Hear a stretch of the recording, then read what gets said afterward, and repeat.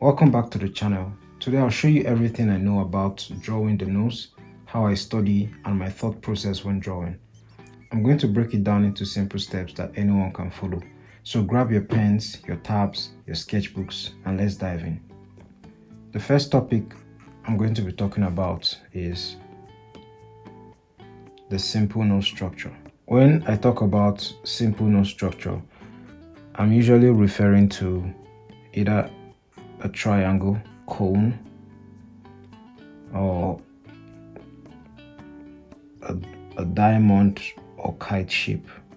These three shapes are what has helped me to easily break down the angles of the nose, and I'm going to illustrate that here. Why I use these shapes whenever I'm drawing is that it helps me with symmetry. For instance, let's say I'm drawing the nose from the front view with my cone shape. I could use the cone shape. Let's say I'm picking the cone shape to break down this nose. That is the front view. And then with this shape, I already getting the angle and getting the shape of this nose that I'm looking at here, and simply I've gotten the nose that I want to draw. Now when I use these lines, these angles, especially when drawing the front view, it helps me with symmetry. With this cone shape, I've gotten the front view. Now look at this other view of the nose. I'm still going to use this cone shape to break it down. And with my cone shape,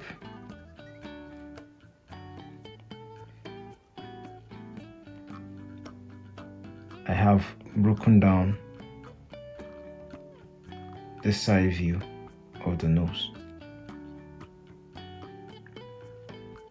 And then based on planes and whatnot, I could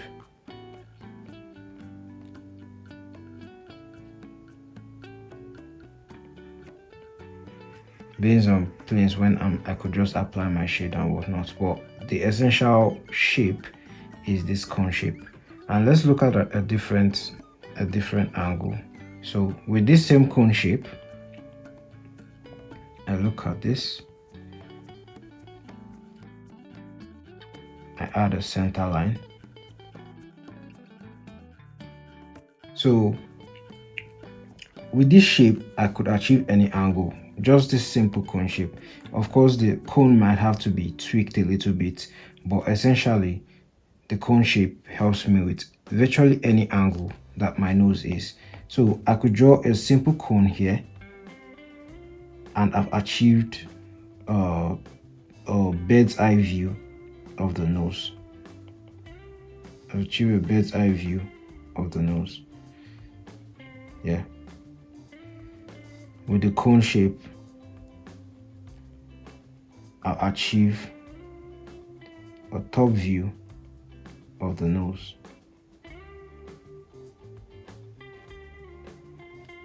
And with that cone shape, I've achieved a side view of the nose. And then with the triangle, you could do the same, right? This simple triangle. So we have our nose here. I'm targeting this nose over here. And with just a triangle, I'm able to... This method relies a lot on intuition, but having this formula is just going to ease the thought process for you and just deconstructs the nose to become much more simpler when you're drawing at any angle.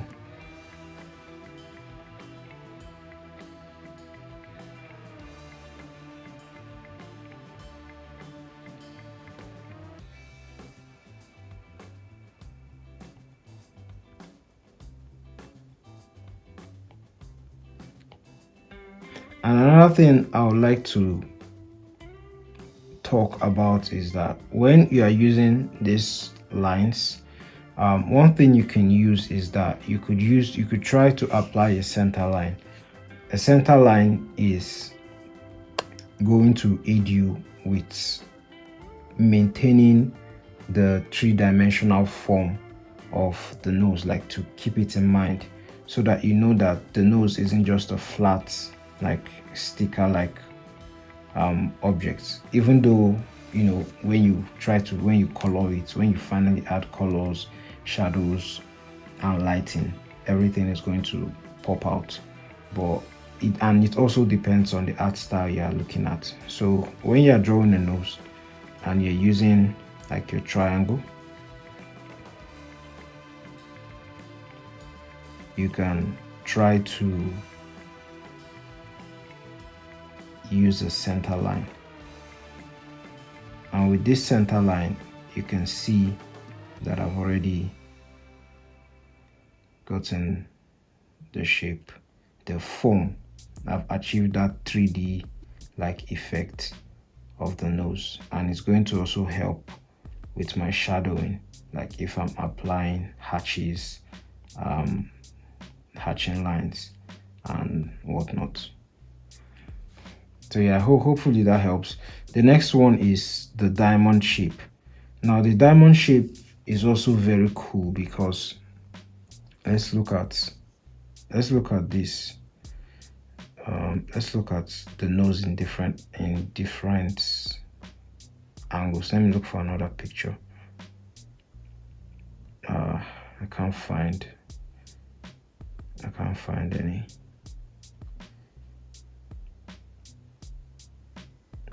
I can't find any. I'll just use the pictures that are here. So with the diamond shape, let me just explain this diamond shape, or diamond or kite shape. The diamond or kite shape, you can already see how very useful this is. These simple shapes, for someone like me that tries to do comic, you'll see that these breakdowns help a lot, because when you're trying to storyboard, or when you're in the sketch phase of your comic book making or any illustration you're doing, all these simple breakdowns are going to be very useful, so that you can be quick with your execution and then move to the next stage of your art, of your drawing. So with this diamond shape, now you can see that we're already achieving different angles with just this shape. Yeah, this can be a side view of the nose, a top-ish view of the nose. Yeah, a top-ish view of the nose. Yeah,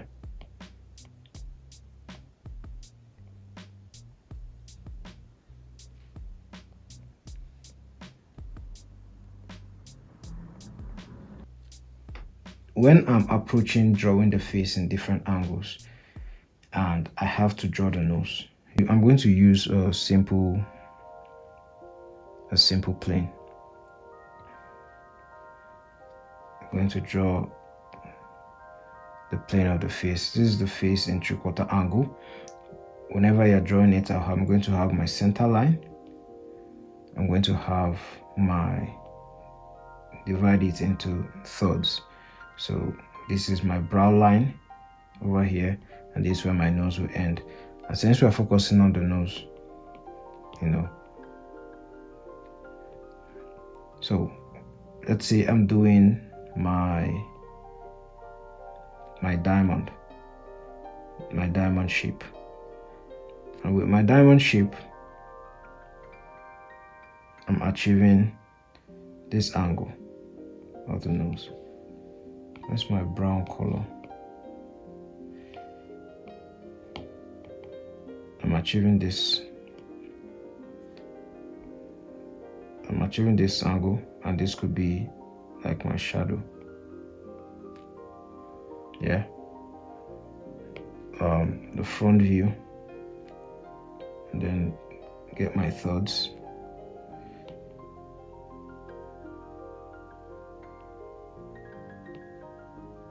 And with that diamond shape, I've already achieved the front view of the nose. Looking at it from a top view, this is where the nose starts from. And then it's going to come forward like this. With my kite shape over here. Or warm eye view rather.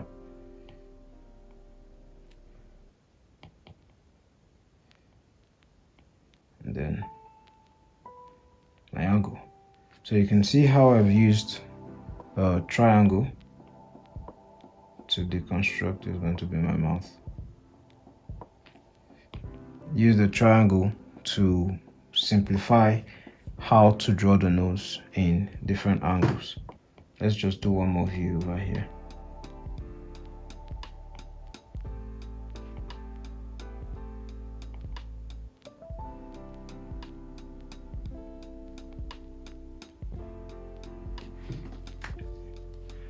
And see how easy it is to break down the nose with this simple structure. So what I would suggest is, you could take different angles, the nose in different angles. If you are a complete beginner, you can take the nose in different angles. Don't worry about detailing. Don't worry about shading or whatnot. This exercise is very, very cool. It will just help you break down the nose in different angles before we then move on to the much more advanced techniques. Why this simple structure is important is because it's going to help you with symmetry, like I've mentioned before. It's going to help you whenever you're drawing a nose from a foreshortened angle. So it's going to help with foreshortening, and it's going to help prevent distortion with your drawing, and it's going to help with understanding lighting. Now, if you are to take this technique, let me explain how this is going to help you with lighting. Let's say you have to take this technique and approach drawing this nose. Yeah, this nose in particular is, we're looking at this nose from like a top side view, and if we're using our cone, it could look something like this. I forgot to mention, but this technique actually requires a lot of intuition. So because it's not a very structured approach, you're going to have to you do a lot of guesswork when you're drawing, but it just helps with the basics of simplifying that nose. Or let's say I'm using my triangle, lastly the kite. I know they all look different, but just bear with me. As you can see, the light is coming from the top. Of course, normally because of the shape of the nose, the bridge of the nose usually receives the most light. But because of these simple planes, and like I said, you try to remember that because of your center line, try to maintain that 3D look.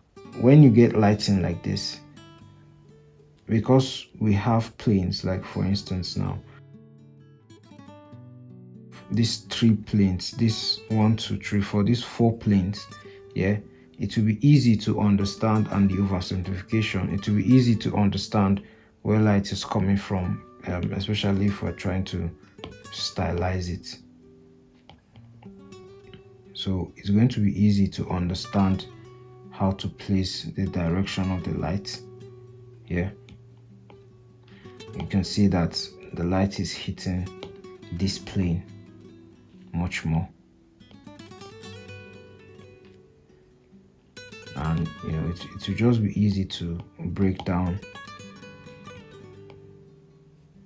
the nose, the coloring and shadows, simply because of this simple plane. But we are not going to go deep into coloring because of, we're going to handle that later on. The next thing we're going to be talking about is the placement and positioning of the nose on the face with simple structure. We're going to take the complexity a little bit higher, and that is where we're going to talk about the Andrew Loomis method. Now, we're not going to deal with the entire planes of the face. We're just going to talk about the simple planes that make up the nose, a much more simplified plane that make up the nose. So when you go to a site like this, you can actually see in 3D the simple structure from different angles, and this will help you to actually understand how the structure works and what it would look like whenever light is hitting a particular plane of the face. So Andrew Loomis has these planes. He has the basic plane and then the secondary plane, and this is the basic plane, and whenever you're drawing, you can always identify this simple plane on anybody's face, and it's going to help with light direction. You can also use the arrowhead to look at how planes help with the movement of shadows across the face. So when we are talking about the simple plane of the nose, we're talking about a simple shape, right? Ideally, it's 4 planes. You're looking at this area now. This area is darker. This area is darker, and this area is lighter. But this area is also showing some levels of shadow, because this area represents like the bridge of the nose, and sunlight is showing on this area. If it were here, if the sunlight were here, you would discover that this area would be darker, or this area would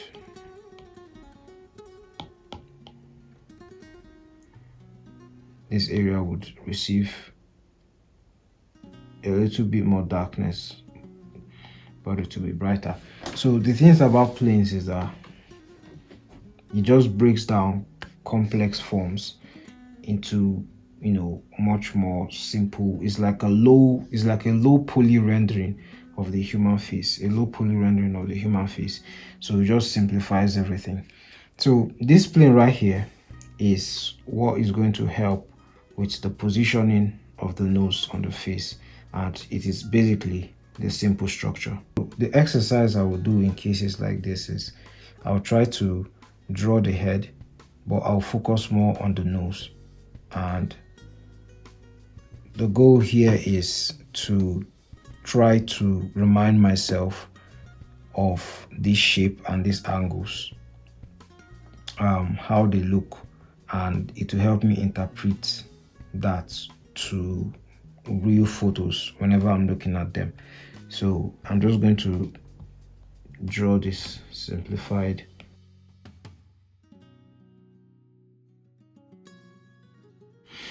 The nose usually aligns with the ear. People have different ears, of course, but the nose usually aligns with the ear.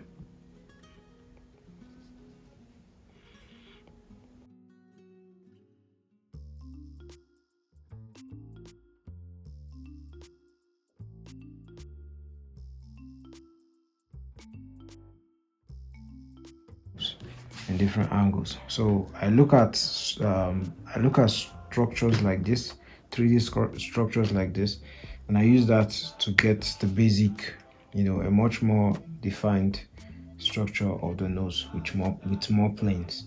If you're finding the nose a bit difficult to draw, you can try to get this Andrew Loomis 3D sculpture.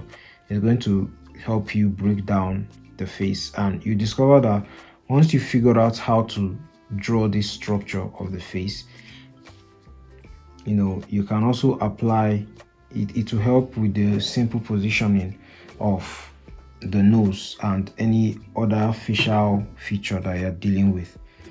And despite the fact that my art has improved over the years, I still have to come back to basics and fundamentals like this because they help to refresh my memory on it. And most times I could be drawing and I could have difficulty with drawing an angle. Like you see angles like this, bottom side view, sometimes they could give me an issue, and coming back to something like this is really going to help me figure out how to place the nose, the mouth, the ear in these angles. So I would highly advise that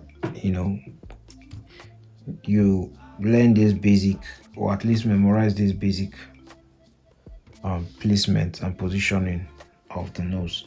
The next thing we're going to look at, we're going to do an anatomy breakdown of the nose. So if you check out previous videos, I talk about studying the skull a lot. In the previous video where I talked about understanding, where I talked about the practices and exercises that I usually do to improve my drawing of the face and the human head in general, one of the exercises that I did there was drawing the skull. And drawing the skull, or doing studies of the human skull, is very important because they actually help you to understand the placement of the nose, the eyes, the mouth, the teeth, and the mechanics and the mechanical movement of each part of the body. Once you look at the skull, you begin to intuitively see the distance between the eyes, how the jaw moves in the mouth, and you begin to ask yourself a question as to why there is this hole at the skull, right? This hole at the skull, you begin to ask yourself this question: why there is a gap here at this area of the skull? And that is because a large makeup of the nose is simply cartilage. If we were to look at the skull from the side view, we'll see that the nose actually starts from here, this area here, and that is the nasal bone. You can try to feel like that area, that gap between the two sockets, your two eyeballs. You can feel that there is that fleshy area, and you feel that that area is much more harder than the rest of your nose. That uppermost area here is much more harder than the rest of your nose, and this is because it is part of the skull, right? It is pure bone, and then the rest of the nose is mostly cartilage. So when we move down our nose here,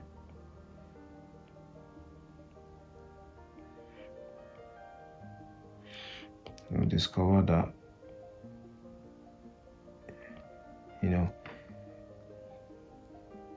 this part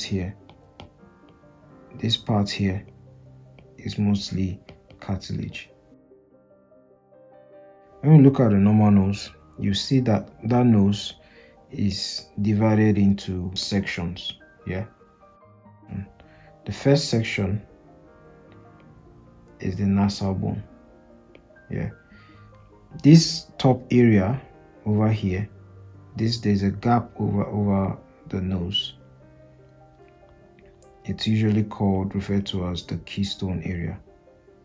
This triangular looking gap over here is usually referred to as the keystone glabella. And once you move downwards, we have the upper and lower. We have the nasal bone here,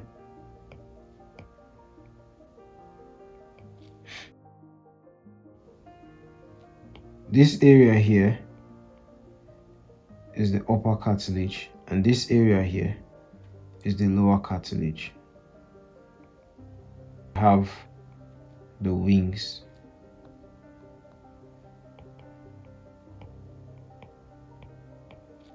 Then we have the wings, and then finally the nostrils.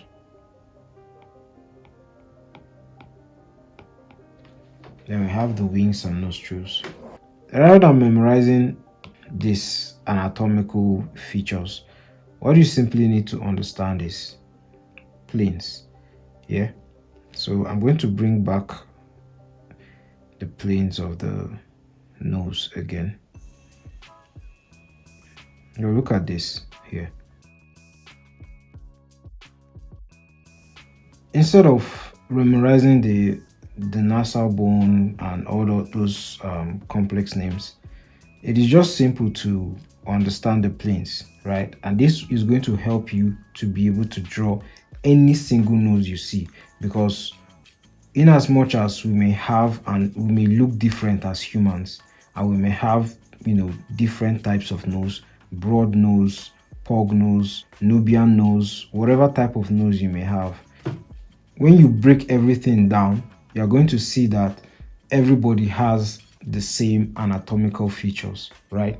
We all have the same anatomical feature, and that is why when you look at a breakdown like this, like a 3D structure like this, it's much more easier for you to understand how the nose looks. So over here we have our keystone area, and then this second plane over here is what is the nasal bone. The next plane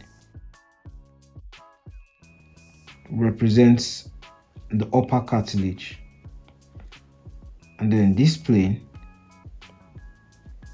represents the lower cartilage, or some people call it the ball.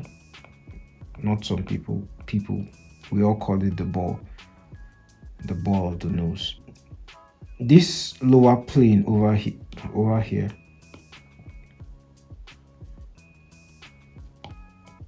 we have the septum, and then we have the wings of the nose. When you actually look at it, it all begins to make sense.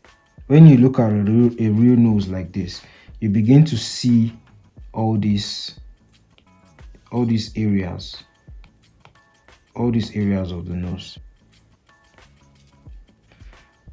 You would see at this area of her nose, we have that our keystone area.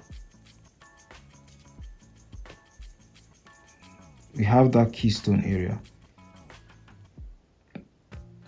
So because I know that plane is there, it's going to help me understand where the light is and how it's interacting with her face. In as much as that area of her face isn't, you know, deep or whatnot, she has kind of like a straight face. That area of her face is quite straight, but because I understand the basic structure, I know that, you know, all humans have it.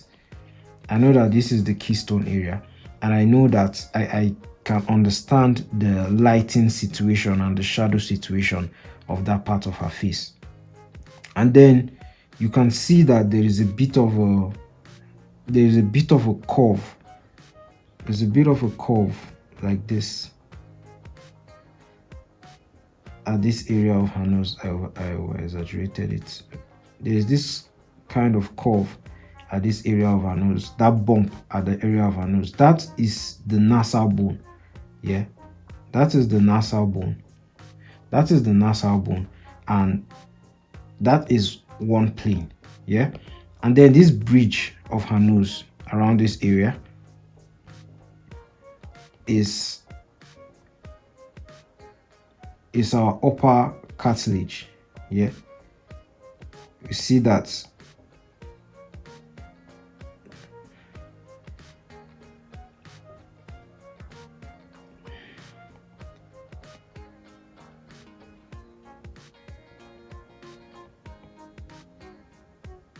That's the upper cartilage, yeah.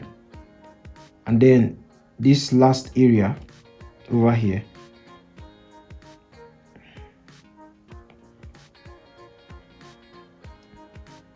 is the lower cartilage.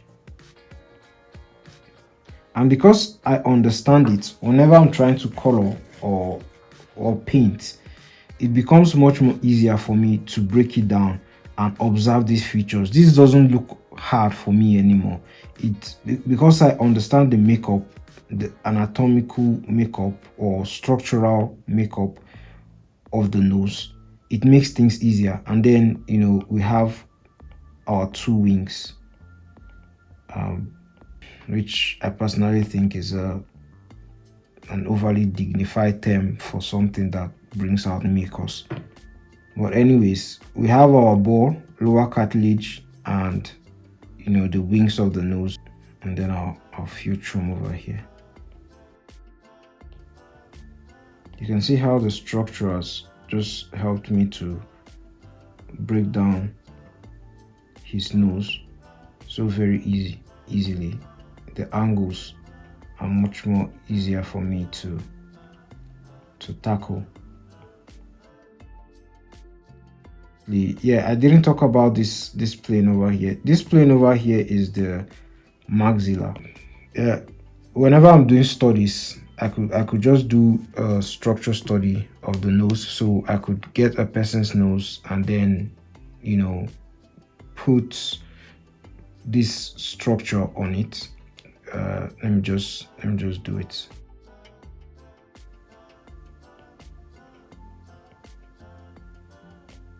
And so I'll take this shape and then I'm going to copy this shape exactly how it is. It may not be exact, but when I start actually detailing, you're going to see that I'm going to my own drawing of the nose, because I've, you know, placed this plane on top of the nose and I've copied this plane out. My own drawing of the nose is going to be very similar to this, so it's going to serve as a guide to what I'm drawing. So that is one way to actually study the nose. Once you've understood this structure, then you can, you know, place this structure on top of different nose in different angles and then, you know, copy those structures. Wait, I forgot to mention this, but another way I'll be approaching the plane, rather than just this box shape, I would also, you know, go back to my cone. So draw a cone.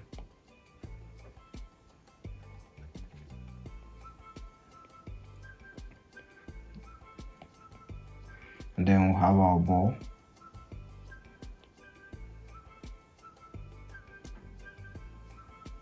And then our upper and lower cartilage. This is the ball, upper and lower cartilage. And then we'll have our wings.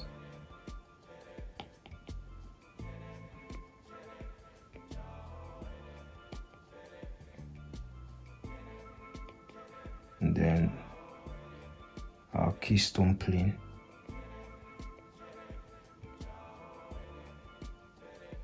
So you could approach it from this angle and, you know, use this format to tackle whatever nose it is that you're drawing. But if you are actively trying to improve the noses you draw, what I would suggest is that you take these planes that I've introduced you to, go to these sites, go to Sketchfab, and then draw these noses, these planes, in different angles. Draw them in different angles, bottom view, top view, you know, draw them in different angles so that you can familiarize yourself with this structure. And then, you know, whilst you're doing that, you can then get some actual real life noses. You can take picture of yourself, of your own nose, and then use that to practice. So the next thing we are going to move on to is lightning and shadow on the nose and how to apply them. And what I would start with this is that you see how this nose looks. Yeah, this is a 3D. This is obviously 3D, but it is realistic. And if you notice the details of the nose, you will see that thing that I talked about with planes, you can see it actively in play here, where we have our planes, the planes of the nose. There is the play of light and shadow, which therefore creates the illusion of depth and form. And whenever you are drawing, if you are starting out, and obviously, like I say, it is good to start with realism or some form of realism, so that whenever you are doing your stylized art, it's going to be your stylized drawings are going to look much more convincing and they will not look off.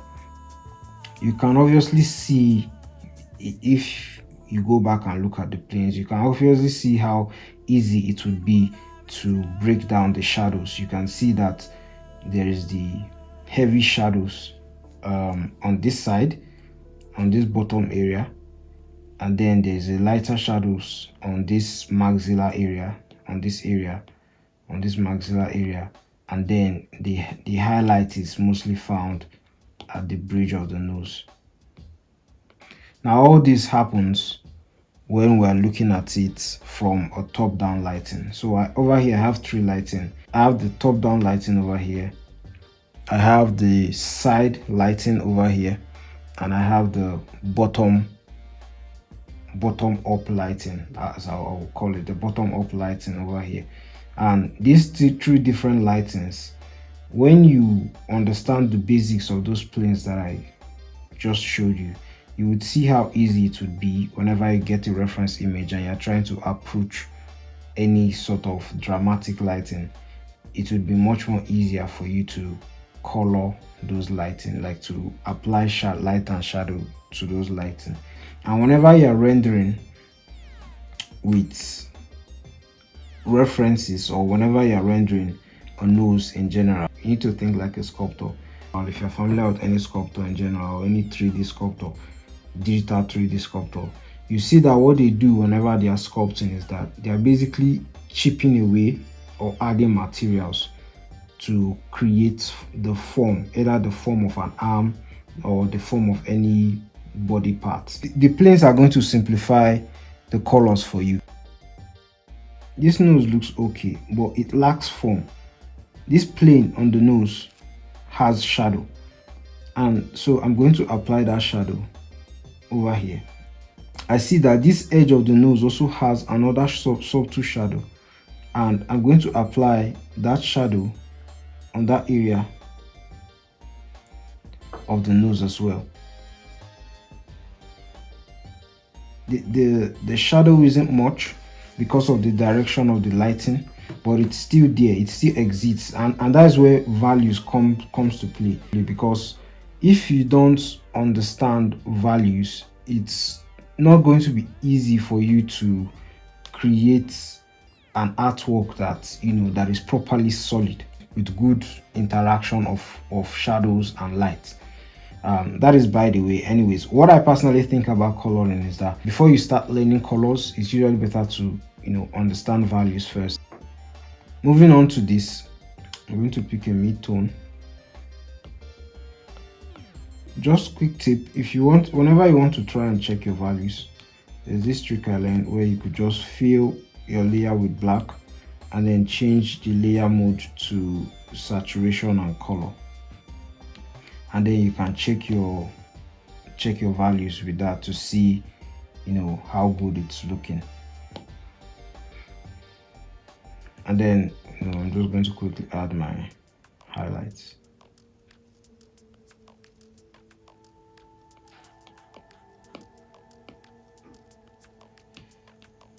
And because I know that this area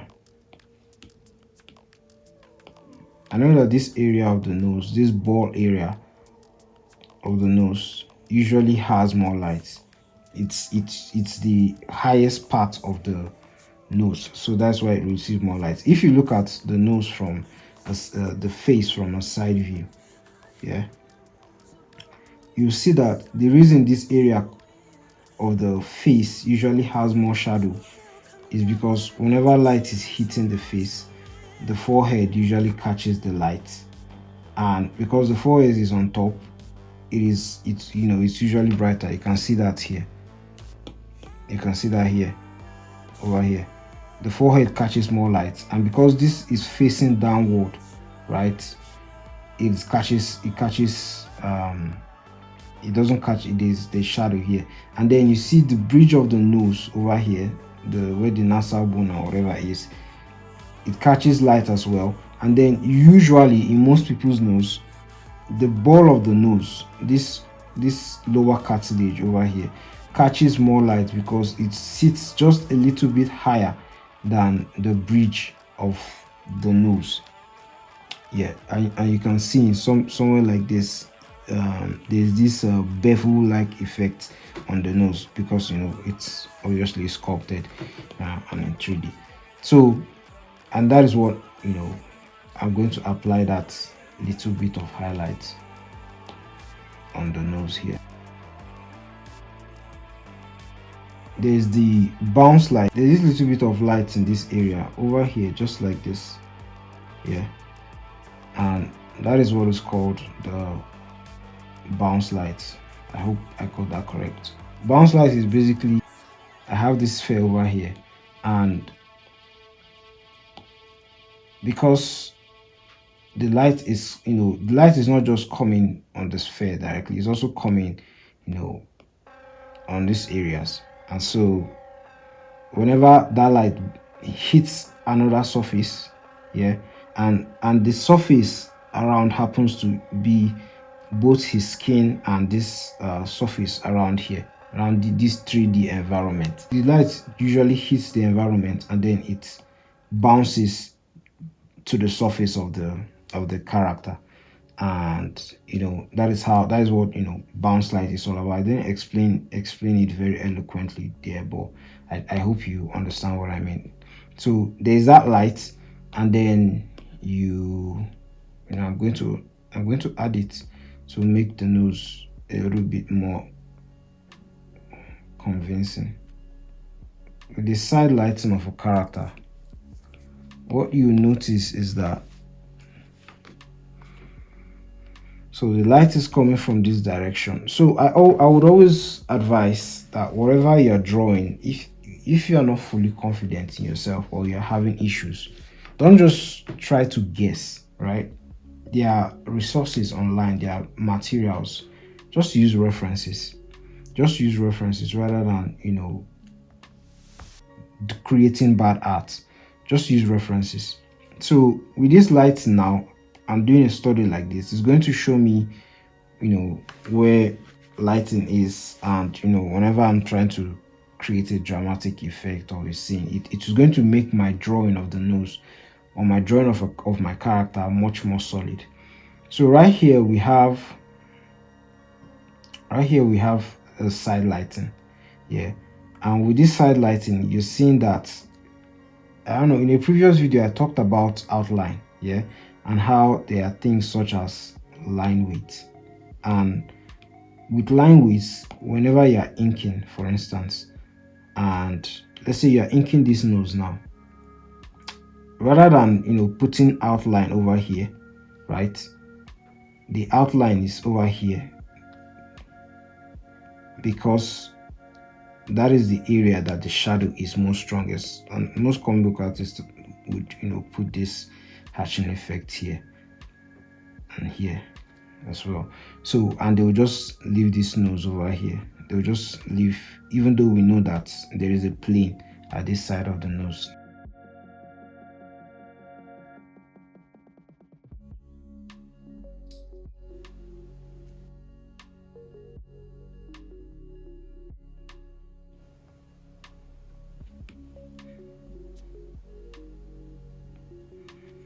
So yeah, definitely this isn't the best.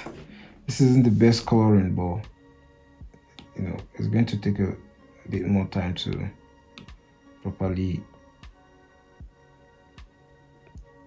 get the coloring that I actually want to achieve, because I've already sketched this and I didn't properly organize to get the coloring right. But hopefully you can see how, due to the fact that I understand planes, coloring has become simple. One more area, which is the bottom up lighting, like when the light is coming from below.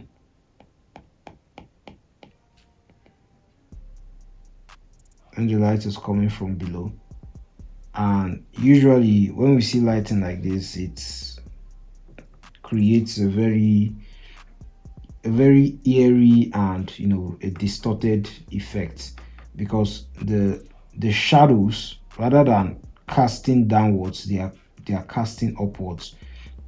And because of the planes of the face, because of how sculpted, these edges, there are these edges all over the face, there are these ridges all over the face, right?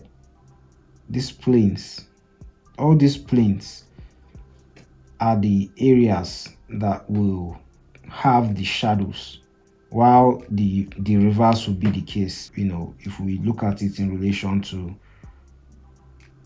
the top-down lighting. You can use this sort of lighting to create a very weird looking character whenever a character is being creepy or something like that. But we're just dealing with the nose, so then we have our nostrils over here. Anyways, let's go back to the shadow. As you can see over here, so our shadow is going to follow this plane of the nose.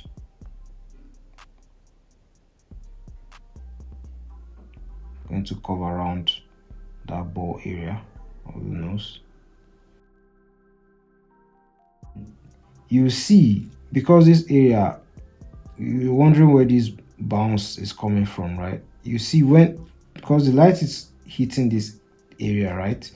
And then the light is also hitting this eye area here, and then it is bouncing on the highest point of the nose over here, like this. It's bouncing on this highest point on the nasal bone area, this area over here, and the nasal bone area, and this highest point of the wings as well.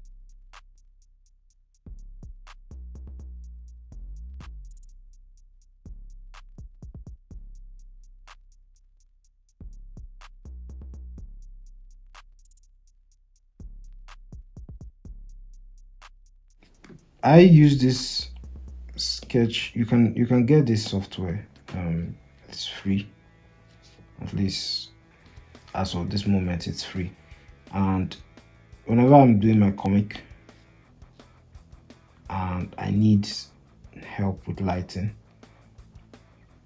this is the tool I use, and it just helps me with the lighting of the character, so it makes things a whole lot easier. So if you're looking for references whenever you're painting, even Clip Studio has this feature, but I like to use this one better.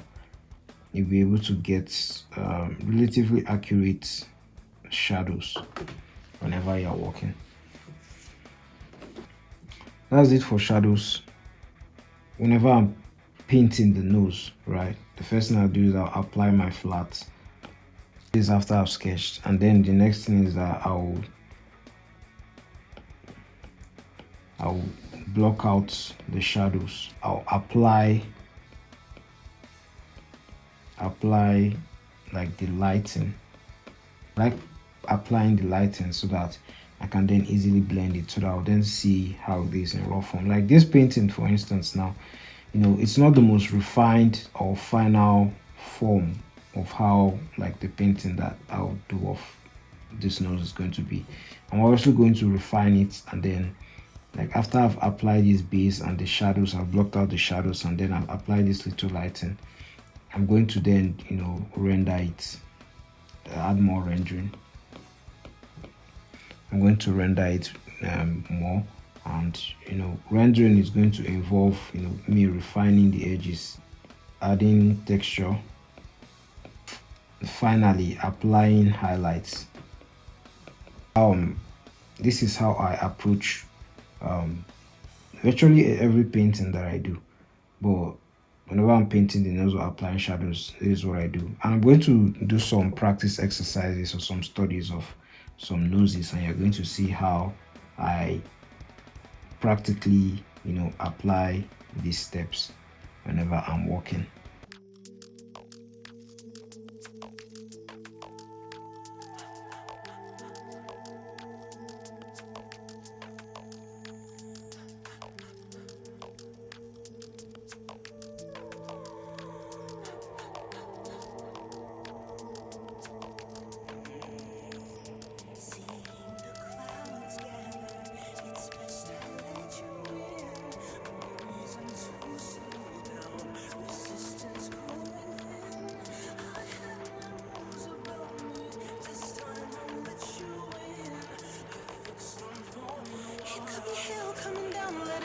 Soak into my skin.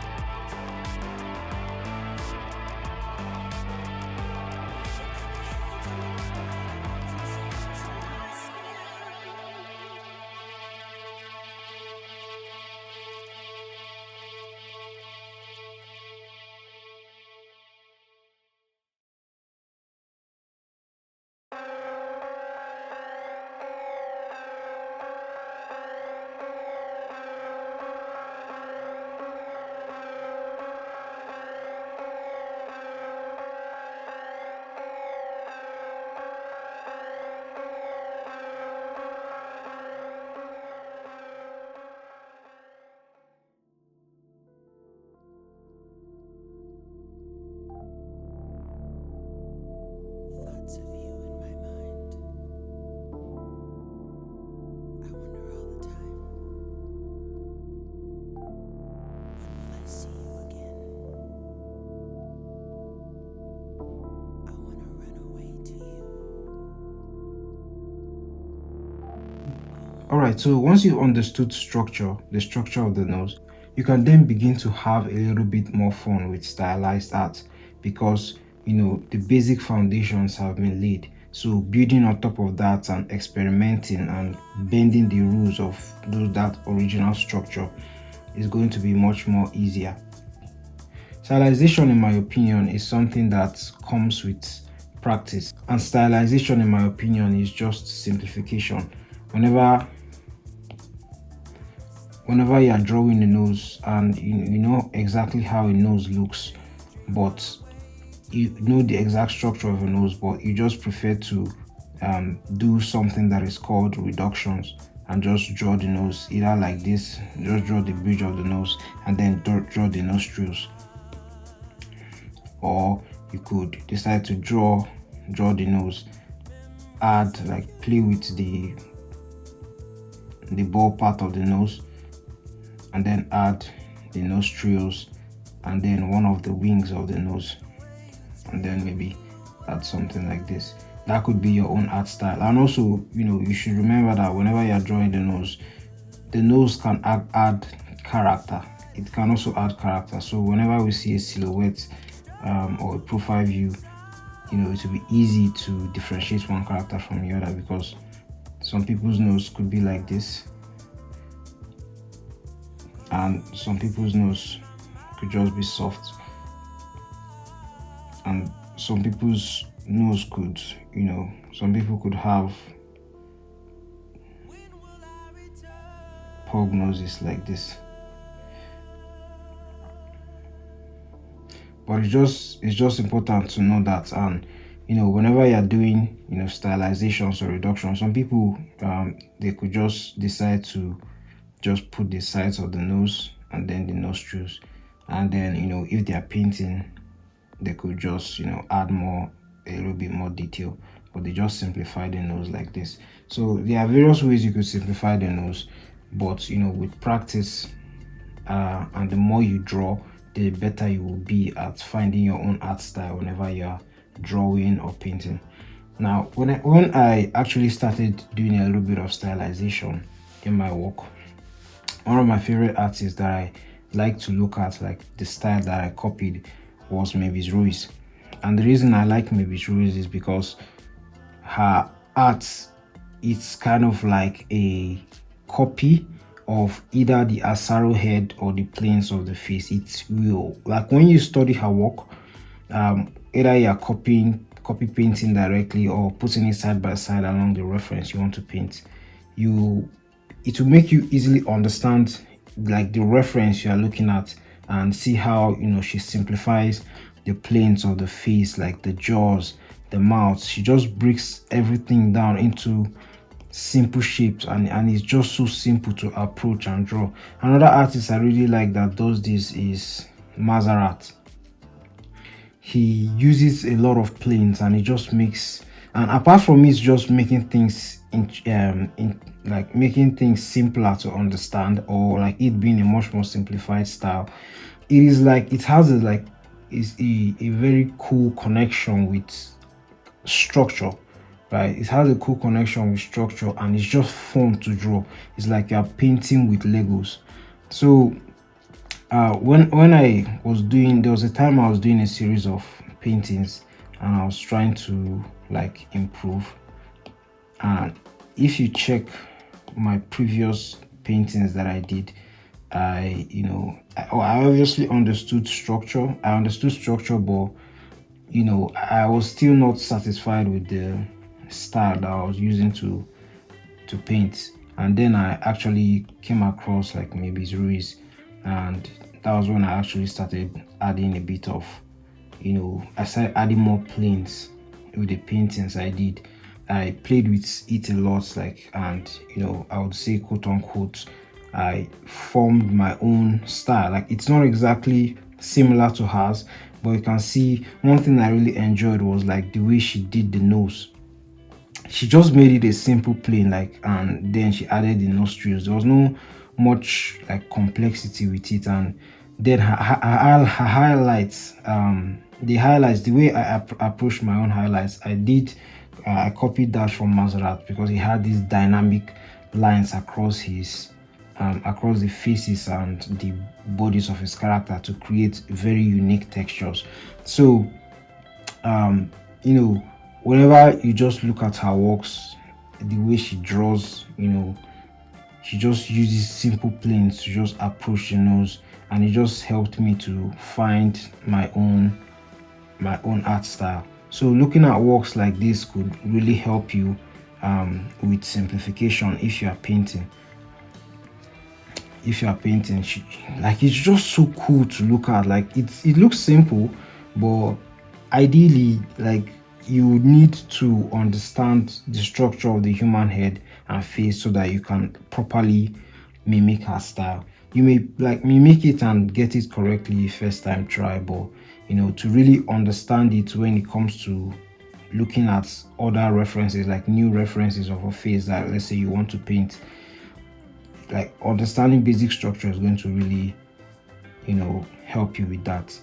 So as you can see, my planes are like they became like oversimplified, even the way I drew wrinkles and stuff. And to be honest, it's all because of this style.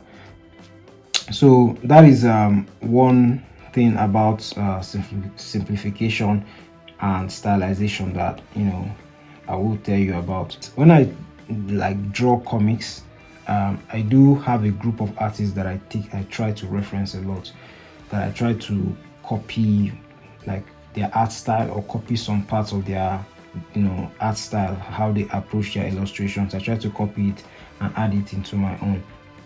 And one of those artists is Jim Lee. And Jim Lee, everyone, if you've read comics or any popular comics, you definitely know about Jim Lee. And the way Jim Lee does his drawings, I'm really going to start this by saying that a lot of the artists that I try to copy when drawing like faces, a lot of their art styles, there are very close similarities to a lot of those artists. There's not much differences because I actually like my art, or like whenever I'm drawing my comics, I like it to at least be close to realism. It's not like I have any beef against oversimplification or like pointed noses or whatnot. I just like prefer it to be closer to realism. So artists like Takehiko Inoue, Jim Lee,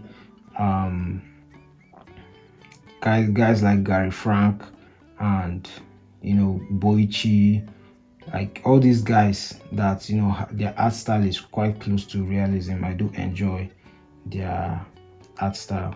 Even the guy that did, what's the name, Vinland Saga, yeah, I think it's Mokoto Yukimura. Their art is obviously stylized, it's not realistic, but they tend to draw a lot of the features of the faces.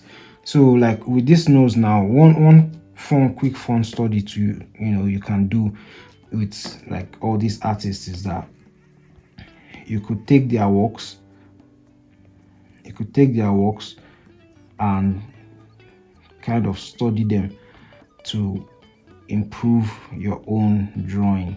The more you do it, the better you're going to get at it. So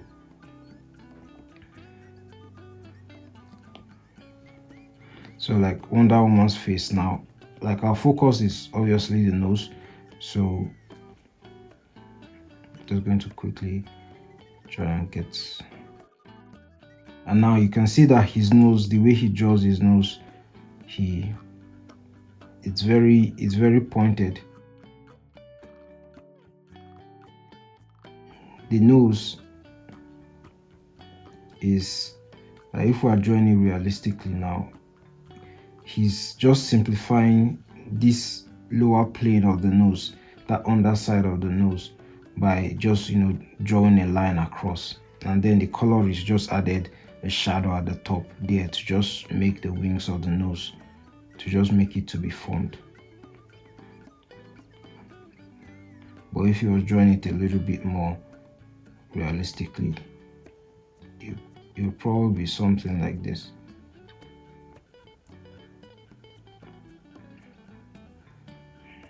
You see, he has this information of this realism in his head, but he just chooses to just make the angle sharper, and because he has drawn like a lot over time, it becomes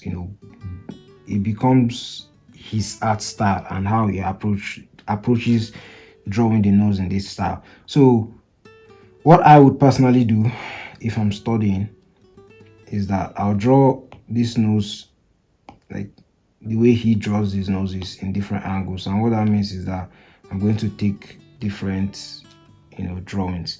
So another thing to observe is that whenever you're looking at this artist, you try to notice how they draw things in different situations. So you notice that his nose here has a little bit more detail because it's a close-up, but over here the nose isn't detailed because he's drawing a full illustration, and the main goal is to capture the pose, and there isn't going to be a lot of facial details, like you see. So that is where in some cases, whenever you are drawing like the face, like with comics, and then you have your nose and mouth, you can use just this simple basic structure, this simple rectangle, and then build the nose that you're drawing from that. And see, I just added the nose tree over here.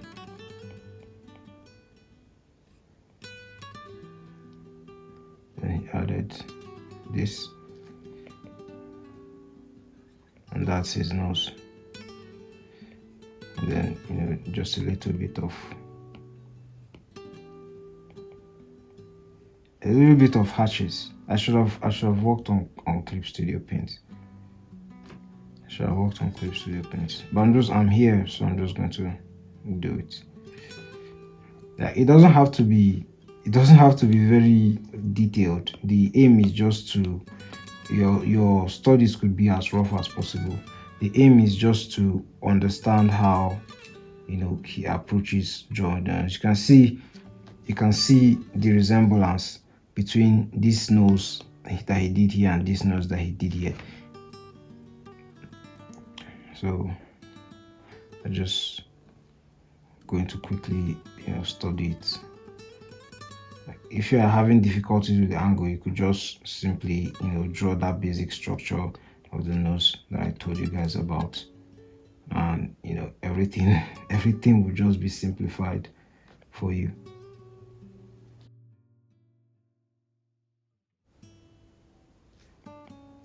There's a bit of line weight over here, and this area is much more darker because of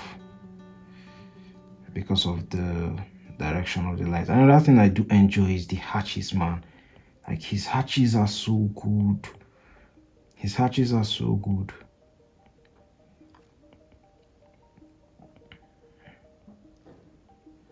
And this is why I mention things like line weights. And you can see, like, over here, he's not drawing this as the nose. Yeah, like, he's putting the darkness over in this area. I'm sure he's probably not thinking about that too much, but he instinctively knows that this area is where the shadow is, and because the light is coming in this direction, like, the planes of this side of the nose are not going to be seen.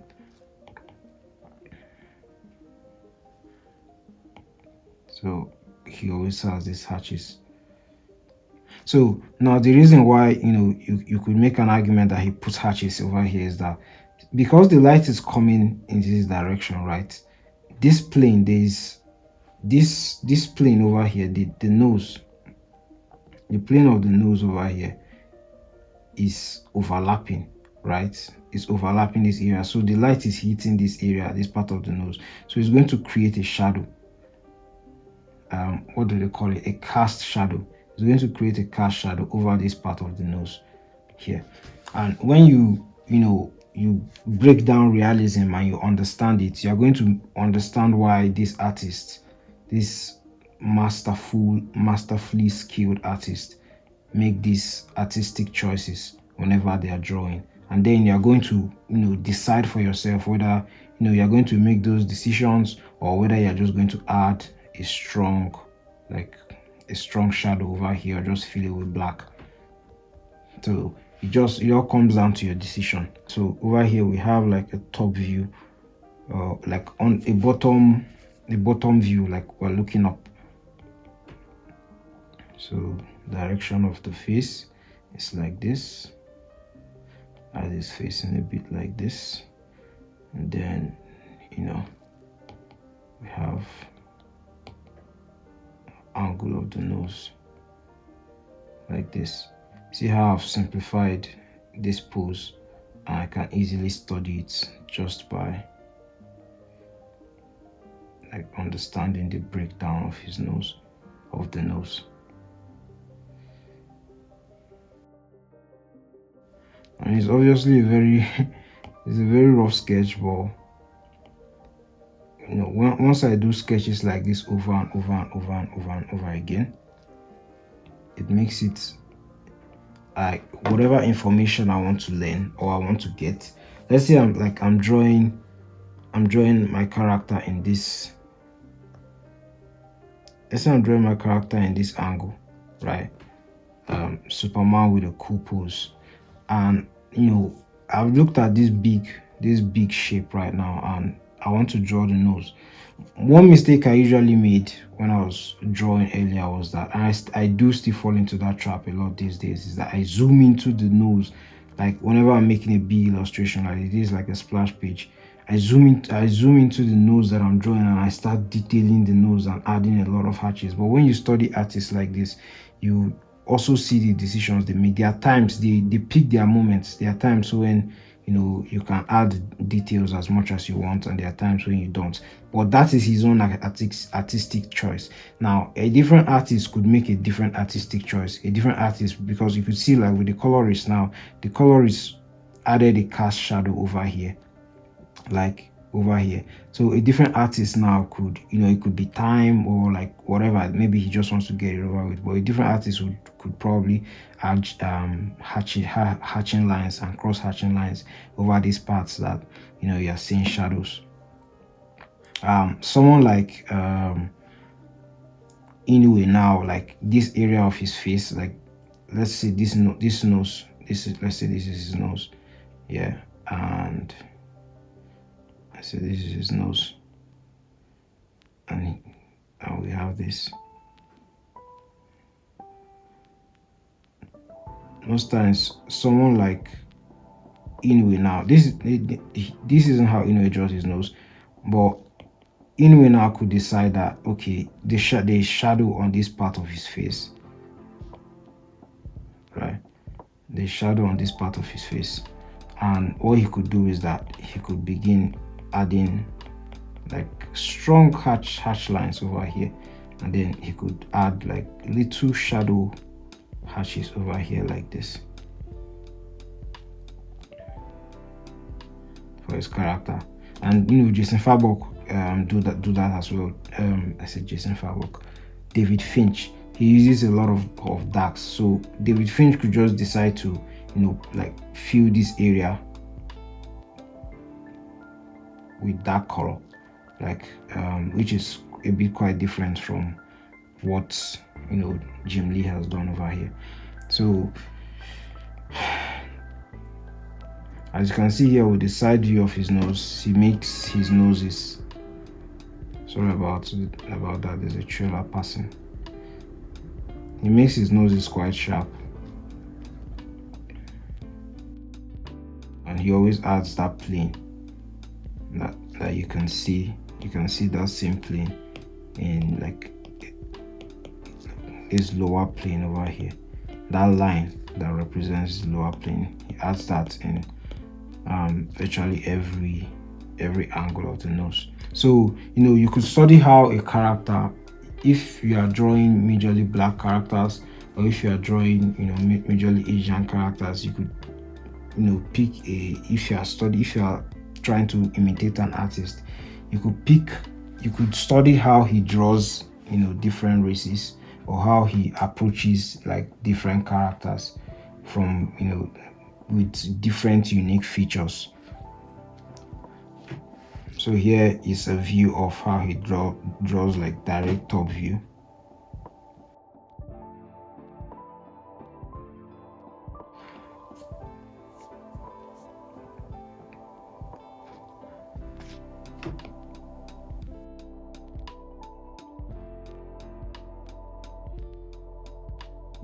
Basically there's a consistency with the way he draws. Yeah. So I'm going to move on to another artist. Well, you could find out more examples on your own time. Another artist I tried to study is Greg Capullo. I really like the way he draws Greg Capullo. Now Greg Capullo's art is a bit is quite stylized as well, and we can see even just here now, this angle, they are quite similar, but the way Greg Capullo approaches it is definitely different from, they still use their hatches and whatnot, but they have different decision making. Now with Greg Capullo, you know, remember I said there is the bridge, right? And then there's the ball of the nose where we have our lower cartilage, and then our, you know, nostril. This is quite a poor nose that I've just drawn here. But anyways, there's this lower cartilage over here in the nose. And you will notice that when he does his own stylization, he likes to put that, like, just a few hatches of that part of the face being, that part of the nose being shown.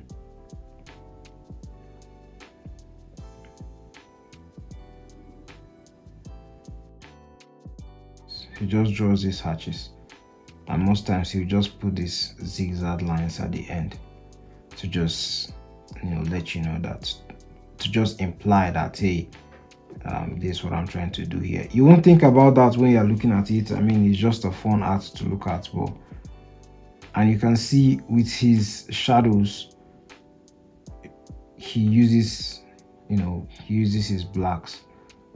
I know he's like in a like dark environment and whatnot, but Greg Capullo loves his blacks, and then he makes a lot, like some parts of the illustrations plain.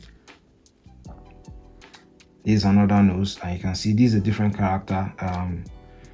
Anthony Gordon. I said Anthony Gordon. I think it's Jim Gordon. This is Jim Gordon, I believe. And you see that with Jim Gordon over here, he's still employing that use of, like, there's that hint of hatching, and then it's quite different. Like with Jim Lee, you see that Jim Lee will do this, and then he'll draw like a little plane over here, and probably just draw this ball. Most times he just, not like it's not like Greg Capullo doesn't, you know, add this little plane. Like, it's not like he doesn't add this extra plane here, right, for the underside of the nose. It's just that most times than not, this is just what he goes for, and he always has this. And you're going to see a consistency in his art style, because he's a master of his craft, right? You're seeing it, that consistency, but you don't get that with Jim Lee. You don't get, I know I showed mostly Superman in that, like when I was doing Jim Lee, but he, you know, usually draws his main characters pretty much the same. I'm not saying like he doesn't have, like they don't have unique features, but he mostly draws Batman and Superman, and usually in comics, Batman and Superman, they kind of look alike. If you are doing comics and you see that zigzag, like he adds it a lot. And this is what, when I come back to things like stylistic preferences, and then the hatches. This area, there's a lot going on, so definitely there's not going to be a lot of detail. But like I said with Jim Lee, whenever you're drawing a huge pose, like where there is a lot going on, usually there's going to be a lot of simplification, and how the artist would draw like a nose close up is going to be different from how he draws a nose on the side view. You know, of course, that hatch over the other nose.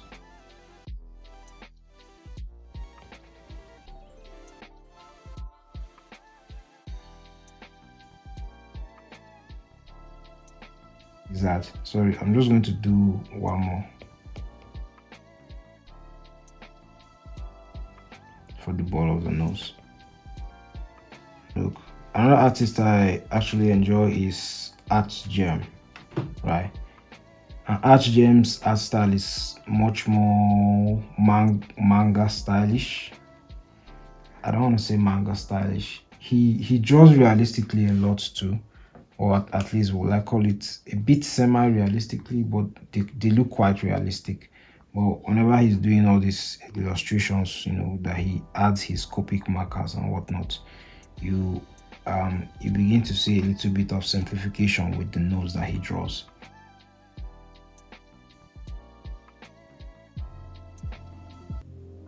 And his nose, you see one thing about his nose, the nose he draws, is that his noses are very slim. The noses that he draws, they are very slim, so that he can make the eyes quite expressive.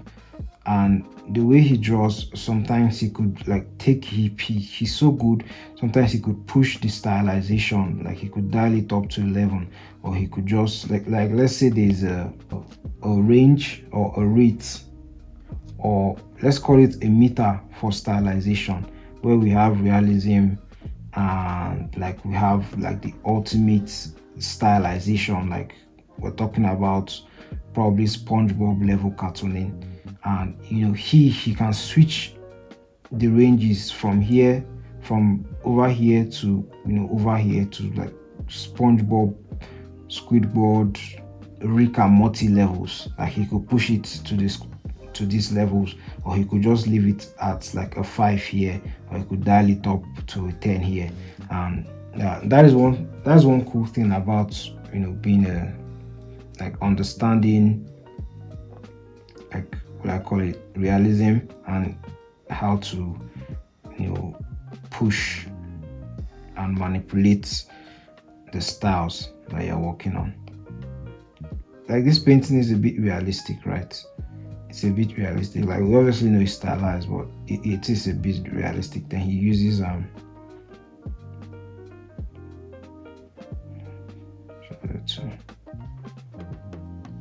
like you see when he's like actually drawing with his pen, he doesn't add this detail. He just uses his Copic marker and then paints the darker version of whatever base color that he applied.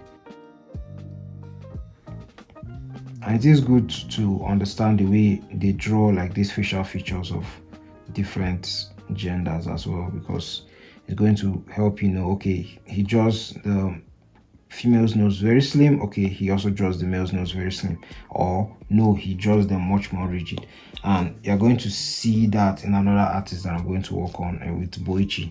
With Boichi, he makes the female's noses very very delicate, and he makes them very small, and then you have big, and then they will have the women, they will have big bug eyes, like very humongous eyes, and their noses are just going to be small like this, but the eyes are just going to be like big. Their pupils and irises are just going to be freakishly wide, and then their noses are just going to be like this, and then it's going to give them eyelashes that are like a mile long or something, like, but their eyes, in fact this is quite small, and then it's going to give them very little mouth or something like that. The mouths he draws, they're actually quite detailed, so the mouths and the eyes are usually the central focus of like the women when he draws them. But with the men, he draws everything detailed and very structured and very rigid, so the guys could have like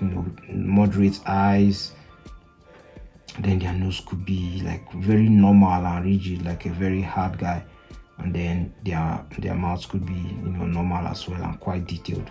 But with the women, he just makes the mouth and then the eyes detailed, because they usually have lipsticks and stuff like that, and that is quite cool. And with this angle of the nose that he drew here, it's quite realistic.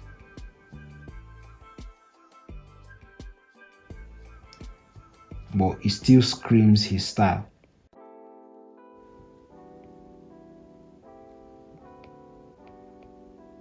You can see he added that that area for the upper, that splits the upper and lower cartilage. So if you are wondering why they actually make those decisions, hopefully you're understanding why. on ear. So the noses of his guys are, they are quite realistic. They're quite realistic. Here's another example of a nose that is, a bit realistic, but it's quite detailed as well.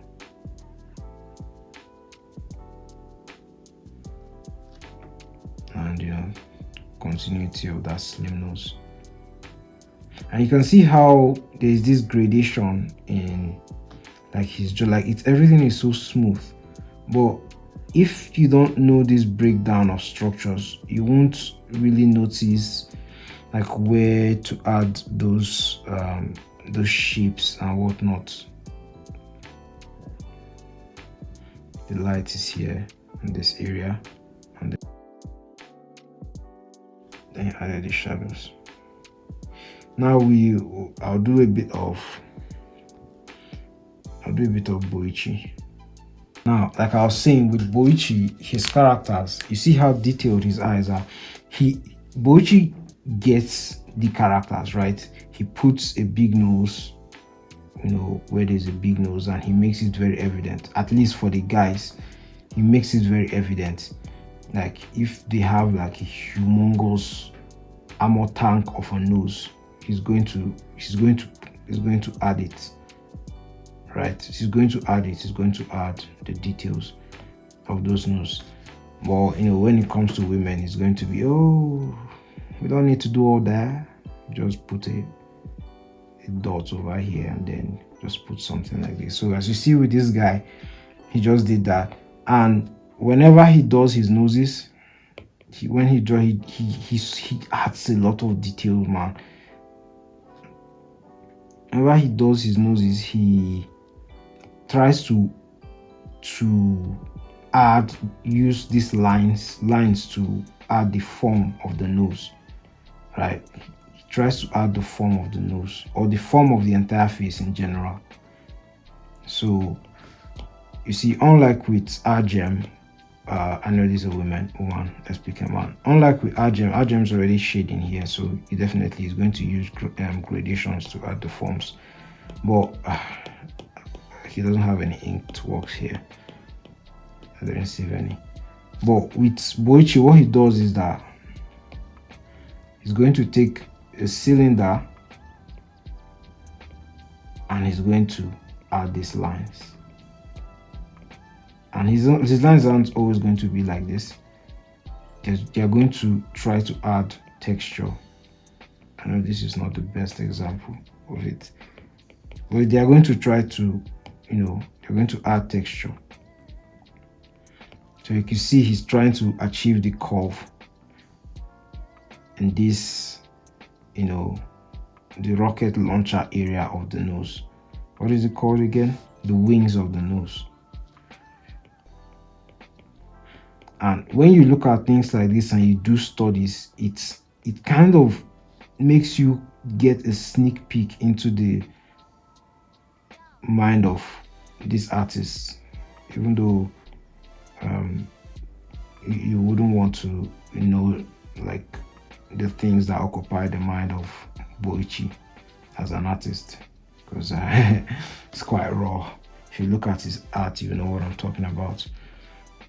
Yeah, you can see how this nose is quite different from like the Jim Lee, the Greg Capullo, the Archgem. It's quite different, with this character here, this angle.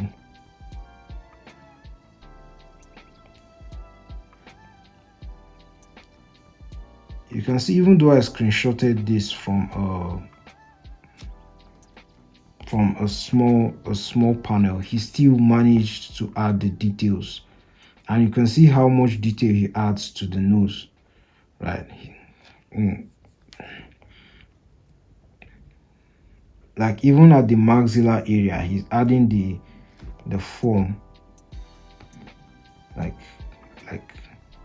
the slope hatches to like create a slope around that area.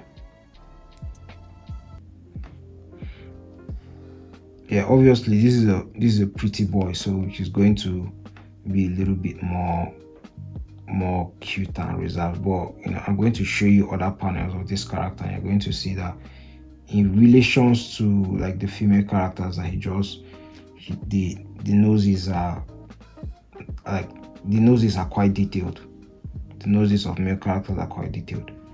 So these are things you pick up, and you could choose to add them in your own work, as I keep saying. I think I got this nose right. Yeah, I think this image is quite blurry. Like this area of the nose, you can see that he's trying to add like these lines to like kind of create or showcase form. But like his style is a bit more loose and cleaner when he did Dr. Stone. Like you can still tell that he's following the same techniques and principles, but the way he draws the face, even though there's a lot of L noses and there's a lot of reductions with the way he draws the nose and whatnot, usually you see a bit of what I'm talking about creeping in. So you see the similarity with this nose and this nose, right? He's always adding that form.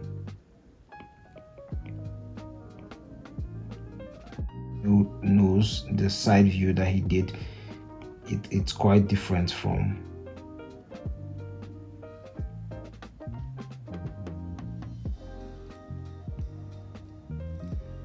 I didn't get this nose correctly, man. Anyways, you get what I'm trying to do.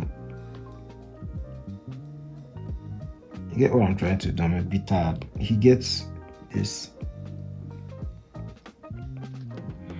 and you can even see that with the mouth. Yeah, he's adding this to show the form, and whenever he draws muscles, like it just looks godlike. Like you see how he just used screen tone to just generate the shadow of the nose, but the woman's nose, there's not much detail. He just added. So now I've understood how this artist draws nose for men and women, like the top view. I'm going to show another like bottom view, like it's a bottom view. I'm going to show another bottom view, and then you see how detailed the lips are. How detailed the lips are. Like with the guys now, their lips aren't like plump. They look very plain like and rigid. Like they look very like that. They look very like that. And then he adds his like the lines for his forms. But with the women, he makes them a bit more softer, and they're usually quite realistic. And then he goes wham like on the eyes, and then it creates this contrast of detail, not much detail, and then detail, and then there's like the simple lines.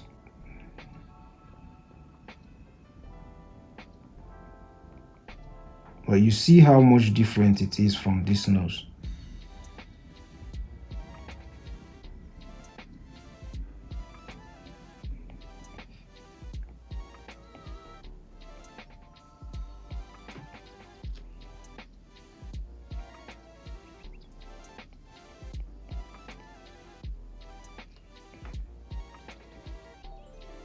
And like with the bridge, and there's no how you really grasp an understanding of the decisions and what they are actually doing if you don't take out time to probably study their art. So you can see there's a difference between this and this. There's a difference. Yo, something is disturbing me. There.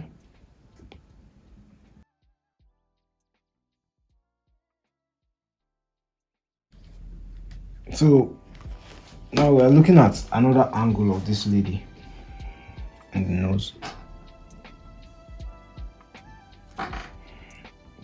Let's say we just did an angle that's quite similar to hers, and you can see how it's quite smaller.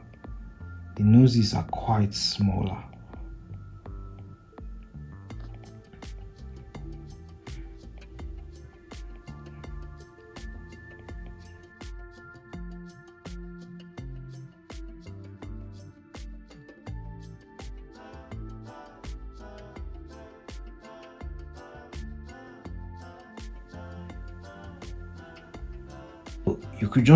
You could always just pick one thing from this artist, pick one thing from this other artist, pick one thing from this other artist.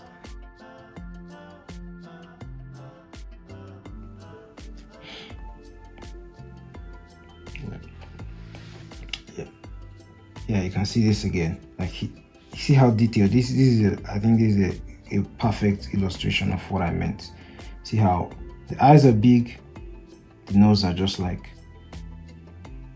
that's the but with the guys, he's going intercontinental ballistic missile with the noses of the guys, even the side view. Yeah, you seen that? This is almost like the same angle. And we're done.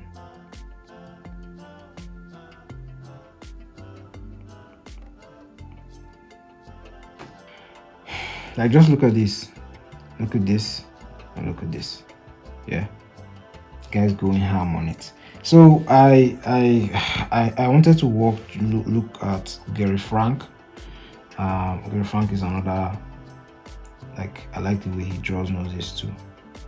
Like, you can see that Jim Lee's second plane, he adds that, but the difference with his drawing is that he adds quite a huge amount of, his hatching is a bit quite different from Jim Lee, but you could see that they kind of have a close like style together. Yeah, but I'm just gonna leave it here. Yeah, so that's everything I know right now about drawing noses and how I study them to keep improving. So click on the notification bell to know when I drop a new video. And I want you to remember that it takes time to actually get good at anything. Be patient with yourself while still applying consistent effort. If this helped, please hit that like button, subscribe for more drawing breakdowns, and most importantly, go draw something right after this video. Stay creative, guys.